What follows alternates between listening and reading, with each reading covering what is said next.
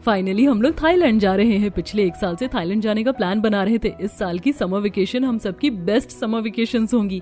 मैंने तो सारी शॉपिंग भी कंप्लीट कर ली। अब बस ये लोग जल्दी से आ जाएं, फिर हम सब पैकिंग स्टार्ट कर देंगे। थाईलैंड जाने की फ्लाइट परसों की है ना।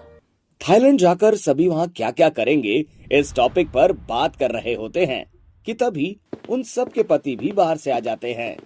आ गए आप लोग। हम ये पूछ रहे थे कि परसों कितने बजे निकलना है। अगर 4 बजे की फ्लाइट होगी तो हम लोग 1 बजे तक निकल जाएंगे।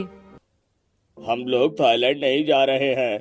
क्या कहा आप लोगों ने? हम थाईलैंड नहीं जा रही हैं? लेकिन ऐसा क्यों? हमारी तो टिकट भी कंफर्म हो चुकी है, तो फिर क्या प्रॉब्लम है? मेरे और पंकज के पासपोर्ट में कुछ इशू हो गया है। क्लियर होने में कम से कम 1 महीने का समय लग जाएगा। क्या कहा? 1 महीना लगता है? इन गर्मी की छुट्टियों को भी हमें घर में ही बिताना पड़ेगा। अरे बच्चों, ऐसे उदास मत हो। क्या हुआ? अगर हम इन गर्मी की छुट्टियों में थाईलैंड नहीं जा पाए तो हम लोग हमारे गांव चलेंगे। पता है, गांव में दादा दादी और तुम्हारे एक और चाचा चाची रहते हैं। वहाँ बहुत बड़े बड़े आम के बगीचे हैं। तुम उनमें खूब खेलना और ढेर सारा आम खाना। किसी के पास कोई और ऑप्शन नहीं बचा था, इसलिए अब सब गांव जाने के लिए हाँ बोल देते हैं। और अगले हफ्ते अब पूरा परिवार थाईलैंड जाने की बजाय ट्रेन पकड़कर अपने गांव बिलासपुर आ जाता है। बिलासपुर में इन सभी का एक छोटा सा घर था, जिसमें उनके सास ससुर और एक और बहू बेटे रहा करते थे। बैलगाड़ी पर सवार होकर सभी थोड़ी देर में घर पहुंच जाते हैं।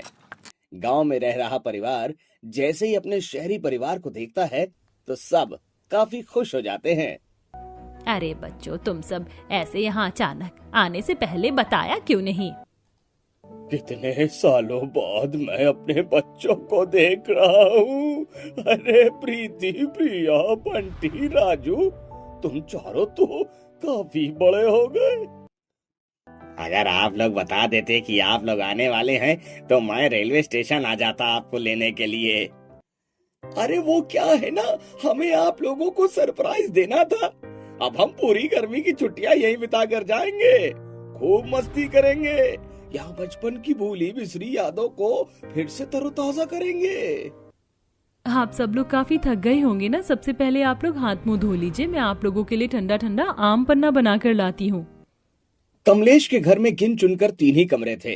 अपने शहरी परिवार के आ जाने के कारण अब वो 2 कमरे अपने 2 बहू बेटों और बच्चों को दे देते हैं और अब खुद पूरा परिवार एक कमरे में रहने लगता है। ये कमरा कितना ज्यादा छोटा है।